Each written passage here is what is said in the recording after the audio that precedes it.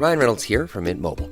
With the price of just about everything going up during inflation, we thought we'd bring our prices down. So to help us, we brought in a reverse auctioneer, which is apparently a thing. Mint Mobile Unlimited Premium Wireless. How to get 30, 30, bit to get 30, bit to get 20, 20, 20, bit to get 20, 20, bit to get 15, 15, 15, 15, just $15 a month? Sold! Give it a try at mintmobile.com/switch. $45 upfront payment equivalent to $15 per month. New customers on first 3-month plan only. Taxes and fees extra. Speed slower above 40 gigabytes. See detail.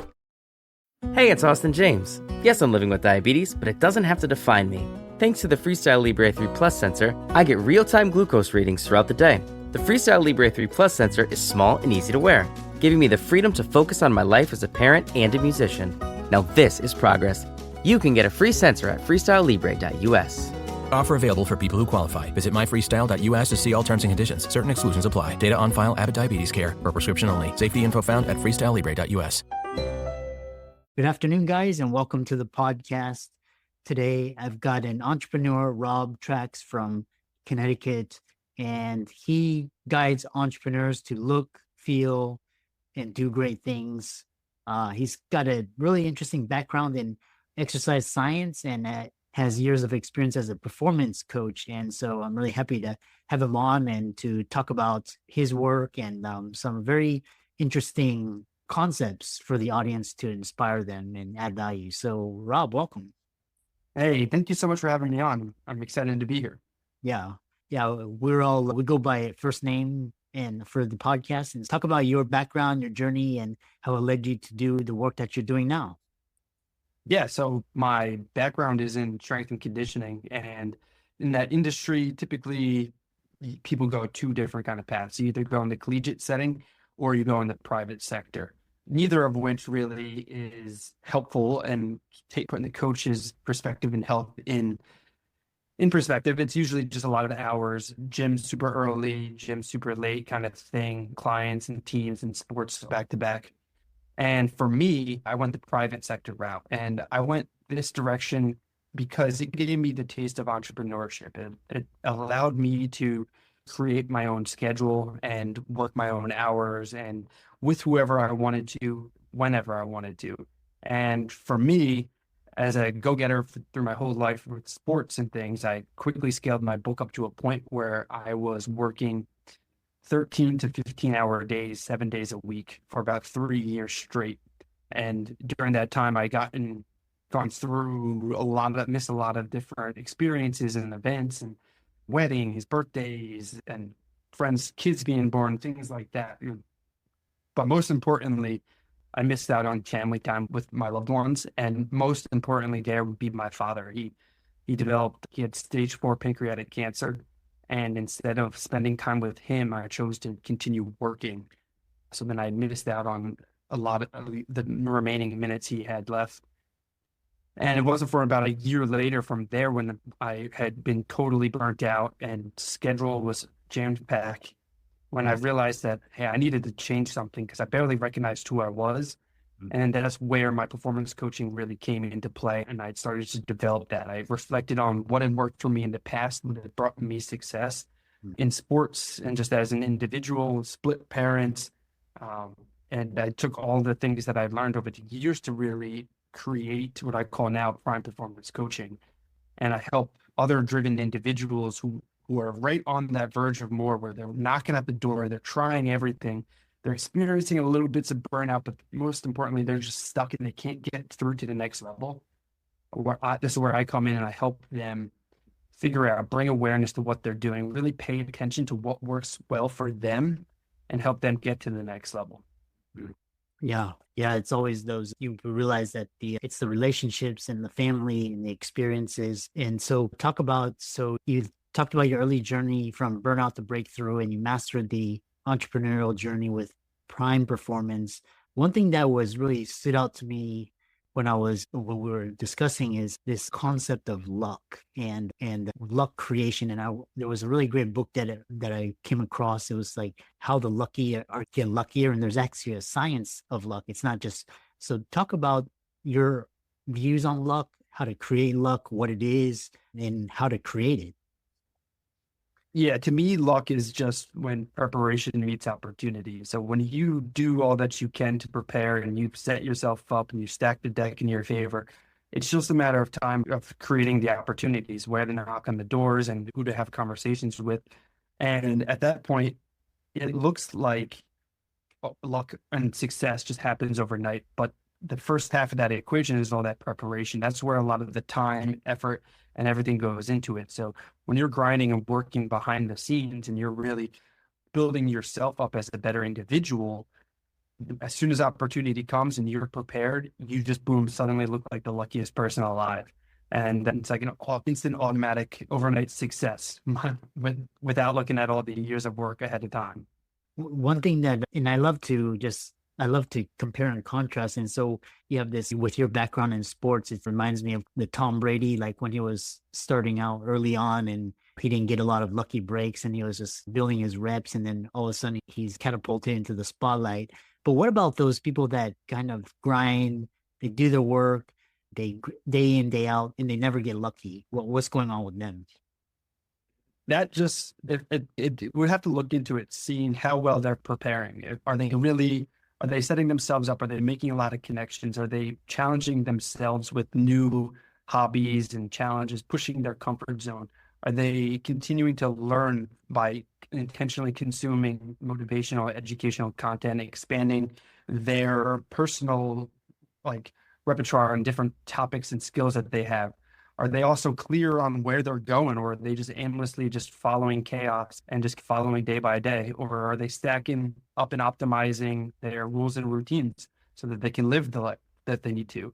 That's all the preparation stuff. Once you get all of that stuff going and you can check all those different boxes, opportunity is left and right, and you just need to be able to look and see where it is. So if you are an individual who is doing a lot of preparation, like you're the person who's constantly challenging yourself physically, mentally, you're intentionally consuming, you're clear on where you're trying to go, you're efficient, you're social, and you've got a great system around you. If you're doing all of that and you still aren't seeing the success that you're looking for, chances are you're not looking in the right places, or your filters are skewed and you're looking through the wrong lens. And then at that point, it's okay, how do we change the lens so it's more aligned with where we're trying to go to? Because there's opportunity all around us. And it's just, you got to be able to open the eyes and see where it is.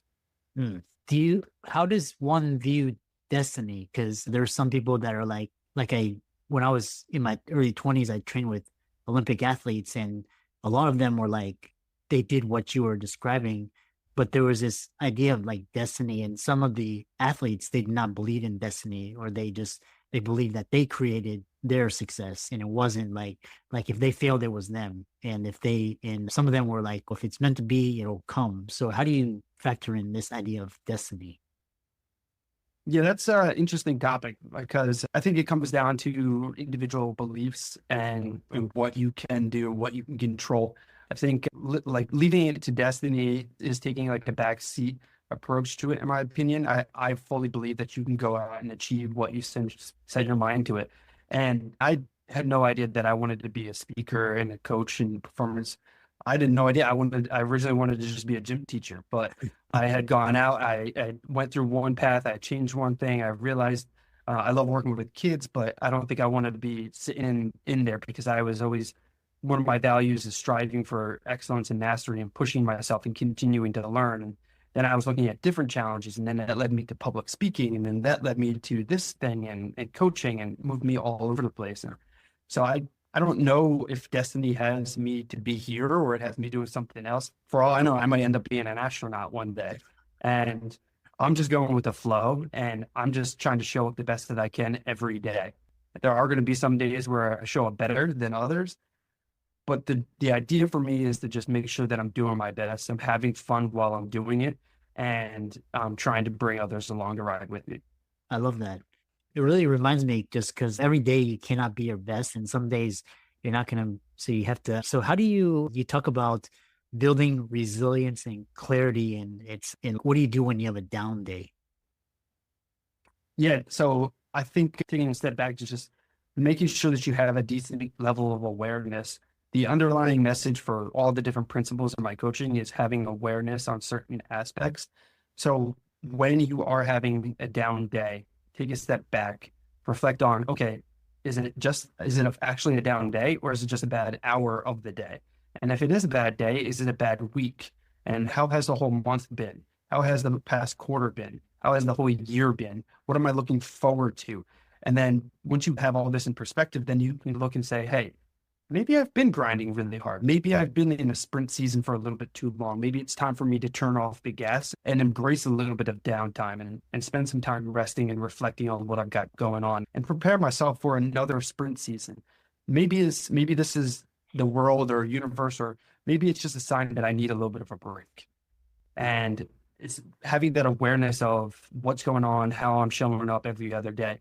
If we're having a conversation and you're having a bad decade and you just can't be able to catch a break for 10 years straight, then maybe we need to figure out something else to do. Yeah. Which that's really interesting because I in my own life and just I incorporate this sprint approach. And one thing that I've found is like these intense sprint periods, like they lead to huge growth and gains. But then there's a time that you describe where you have to take your foot off the pedal. But the problem with entrepreneurs and type A and a lot of success driven oriented people is that they don't know how to take off the brakes. And when they do, they feel like they're missing out or feeling behind. How do you coach clients to deal with these emotions? Future you faces some big expectations. Work out more, go to bed earlier, and most importantly, make smart money decisions. Thankfully, today you has Bank of America. One place with tools and guidance to help balance tasks from budgeting to saving.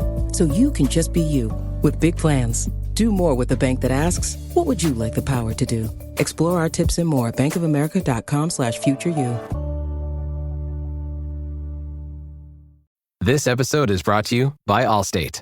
Some people just know they could save hundreds on car insurance by checking Allstate first. Like to check the date of the big game first before you accidentally buy tickets on your 20th wedding anniversary and have to spend the next 20 years of your marriage making up for it. Yeah, checking first is smart. So check Allstate first for a quote that could save you hundreds. You're in good hands with Allstate. Savings vary. Terms apply. Allstate Fire and Casualty Insurance Company and Affiliates. Northbrook, Illinois. Yeah, again, it's going to go back to the awareness, the little bit of reflection practice, checking in, seeing, hey, how have we been doing? How much have we been pushing? How have we been growing? And then also sometimes, I know for me specifically, I need a coach. I need somebody who can just tell me, hey, dude, it's time to pump the brakes. You need to change gears, slow things down, take a week or two, take a month, try to spend some downtime so you can build and grow something bigger and better for the next season. And sometimes that's all it really takes is just having a coach or a mentor who can just give it to you straightforward and being like, hey, dude, listen, calm down. Or, hey, dude, you need to start working because you've been slacking. Yeah. Yeah, it's interesting. Yeah, especially sometimes if your diet, your sleep, your exercise is off, then everything else comes off. And then or when you're just when you're going 100 miles an hour and you see all these, and then it's really hard because you're like, oh, you can press in more, but then at the expense of kind of relationships or your health and things like that. So it's really interesting. Yeah. I think also a good strategy is making sure that you have a deadline or at least a target for how long you're going to be pushing. Because when I was stuck back grinding, I call it robot mode. Yeah. And robot mode's good. It's not necessarily a bad thing because robots are efficient. They get a lot of work done. The problem is being stuck in robot mode for too long. You start to lose the human awareness and component to what makes us uniquely human. So when you're stuck in it for too long and there's no deadline or target to end things, that sprint season just draws on, and eventually you're going to gas out from that sprint. Yeah. Because I really love talking, because a lot of my role models were just elite athletes, and because they seem to have this entrepreneurs, and it's very symbolic to business success. And how do you describe finding your edge, like that, your cutting edge, either like productivity, could be your competitive edge. How would you describe it to the audience? Finding your own competitive edge. Yeah. I think we would sound like a broken record, but it's going to be awareness and reflection. I do this little exercise with a lot of my clients. I'm a big fan of Pirates of the Caribbean. I don't know if you've ever seen any of those movies, but I'm a big fan. So I tell them, you got to fly your own pirate flag. So you got to figure out what your flag is. And flag is an acronym. So the first letter F is your foundational values. So what do you hold true to you? What keeps you operating? What is your foundational values? And then once you figure that out, because that's a little bit harder to work through, just a lot more thought process that you got to really dig deep into that. But the next one is L, and that's lifestyle traits. And that's a lot more fun to dive into. So it's, okay, what's your favorite color? What kind of vehicle do you like to drive? What kind of food do you do? What movies do you watch? Figuring those things out and then asking yourself, why do you like those things? And what about those things make it unique and bring joy to you? And why do you like those? And that's a little bit more fun.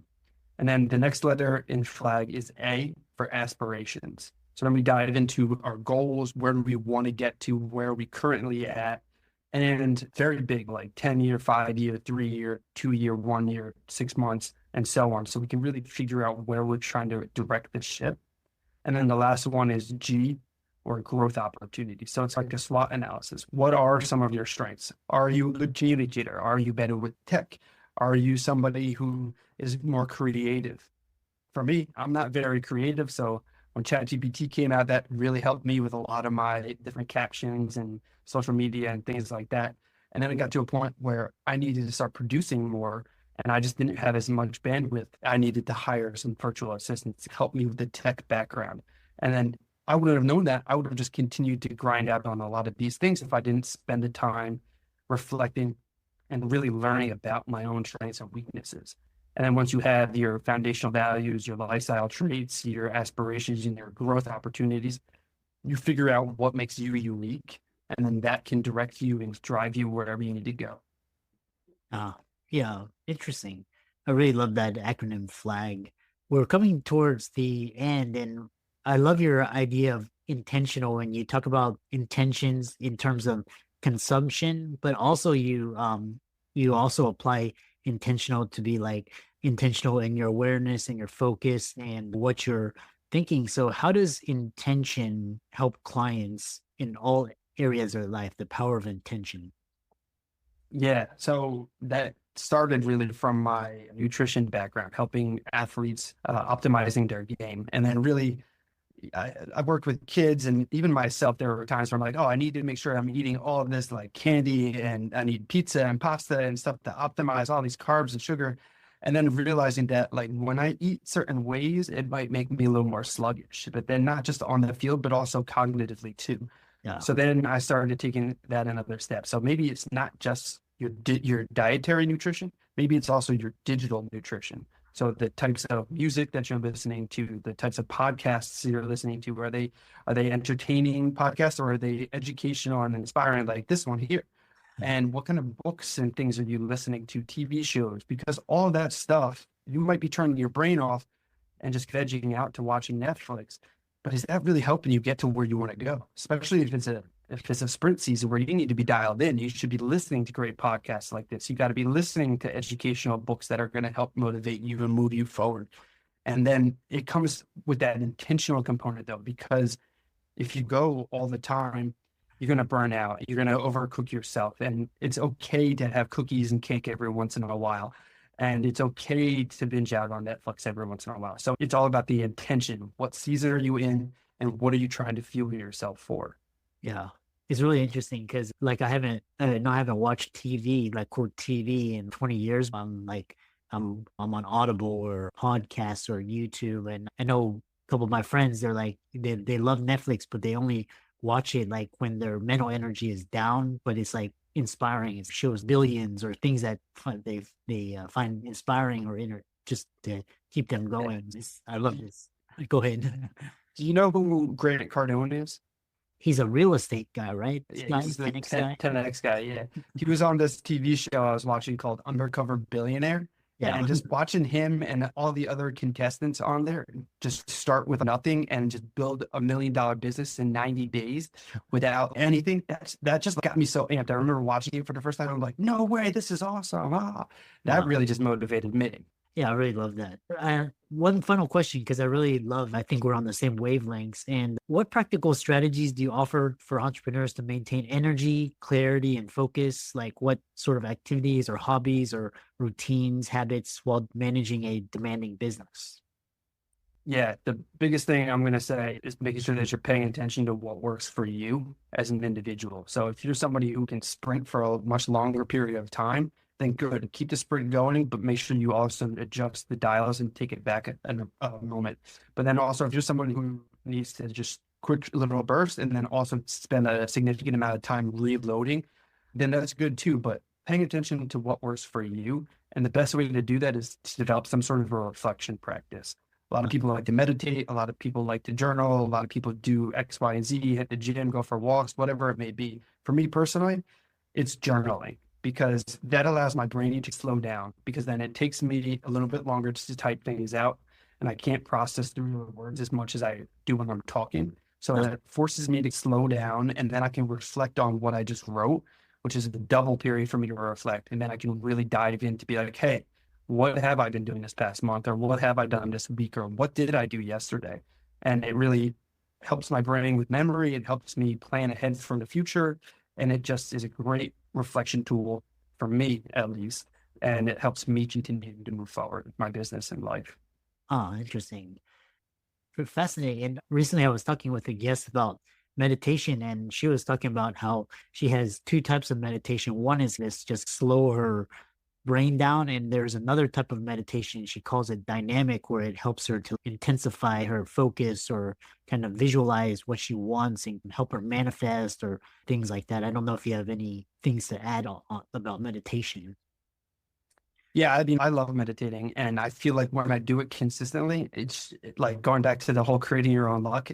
That is a secret that I don't even know how to explain, because when I meditate some consistently, I just happen to have people randomly popping up like, hey, are you taking on new clients? Hey, what's going on with this product? Or hey, can I do that? And it just feels so great. So I try to do it because I have that N=1 kind of thing. But for me, I used to get so frustrated with meditating because I would get so angry because I would try to meditate and then I'm like, oh, I'm not doing it right. I'm not doing it right.